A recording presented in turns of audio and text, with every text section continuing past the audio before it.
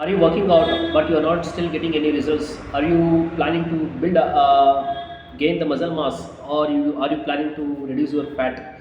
So if that is your goal, so I'm gonna give you some tips and some principles or some techniques so that you can still achieve good physique and you can start reducing your fat. So really, I have gone through this. I have used these techniques that really helped me to build decent muscle mass, as well as I reduced the fat, and I still achieve that goal, whatever I want to achieve. So because of these principles I have adopted. So initially, when you are just training the skeleton muscles consisting of two types of muscles. One is type A muscle and type 2 muscle.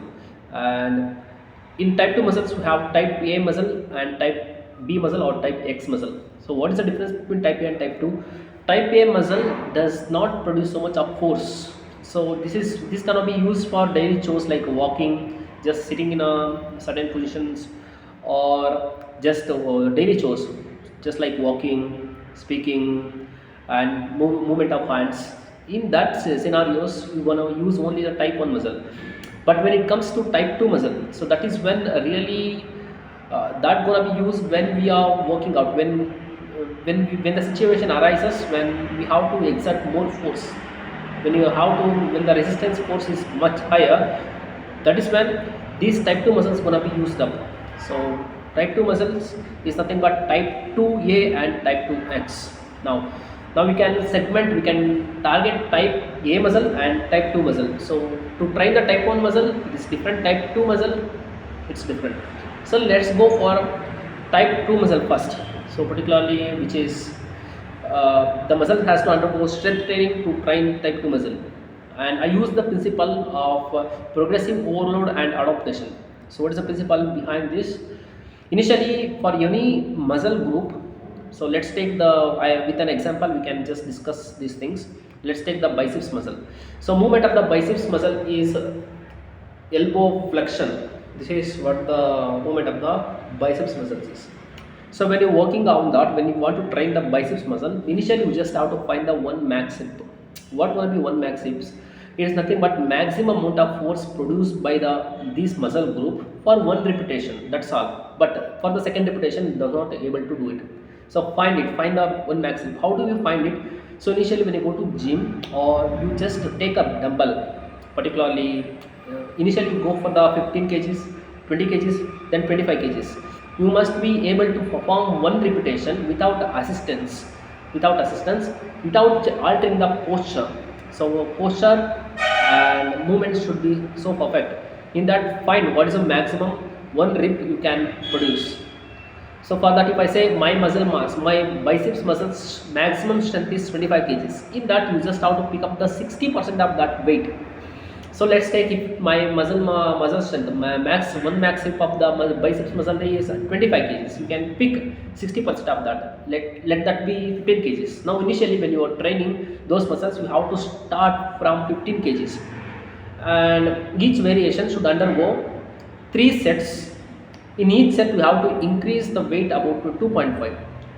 And initially I said that the first set you have to pick up the 15 kgs. In the second set, you have to pick up 17.5. In the third set, you can pick up 20 kgs.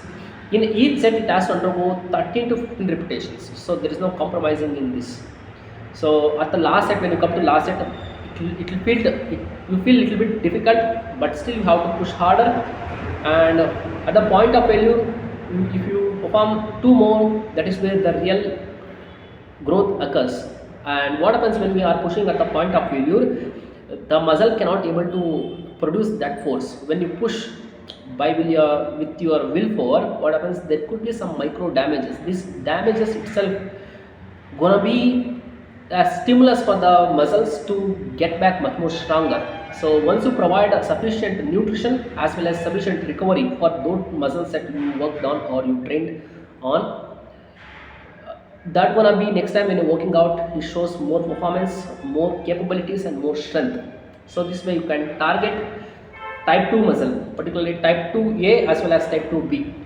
When it comes to type 1A muscle, type 1 muscle, how do we train type 1 muscle? So type 1 muscle is nothing but the cardio muscles, or we can say it as daily chores muscles. And you can train by you can extending the duration. What is the strength of these muscles? It can just with the least, it can only exert least pressure, or it can overcome only least force. And but what is the positive about this? It cannot become fatigue for a long duration. So now you train them. How do we train them? By extending the duration of training. So suppose if you are undergoing the cardio exercises, or if you can able to do it for only 10 minutes, you can increase that to 12 minutes. Now at once you reach the 10 minute, you can extend that without giving up on them. You just have to push for another 2 minutes. So just like this, you push it to 12 minutes. After you reach 12 minutes, you can stop it. You can cool down your system. So like this, once you train the type 1 muscle, give sufficient recovery time. That means give a 1 minute 1 day gap on a tired. If you're working on first day, if you're training the type 1 muscle on first day, you can train on the day 3. And similarly, when you're training the type 2 muscle, it requires more gap compared to cardio muscles. So it can be like 2 days or 3 days, it can be good. And you don't even touch it. If you're suppose if I am training biceps muscle today, I'm gonna give 2 days of rest and recovery time. And remember, when you're working out, it is very important you fill out all the glycogen stores.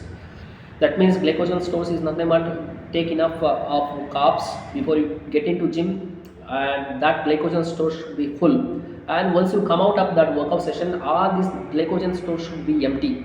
That means you must have used up all the glycogen stores.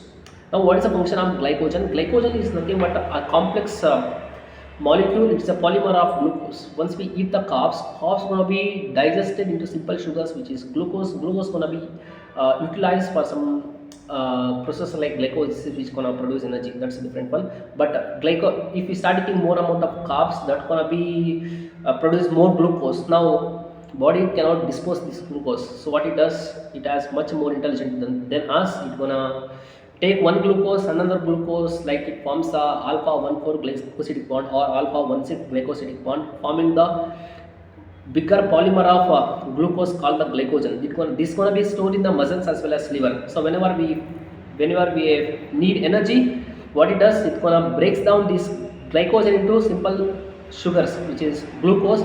This glucose undergoes glycolysis, producing ATP molecules.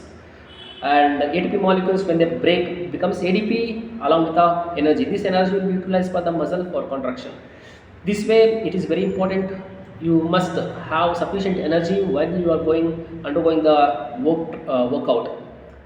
So this way, make sure that you are working intensely and you have sufficient glycogen stored filled up before you go to gym or working session, and later provide sufficient recovery. These are the 3 things I would recommend.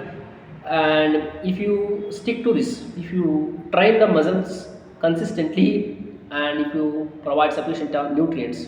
When it comes to nutrients, obviously it's always the proteins.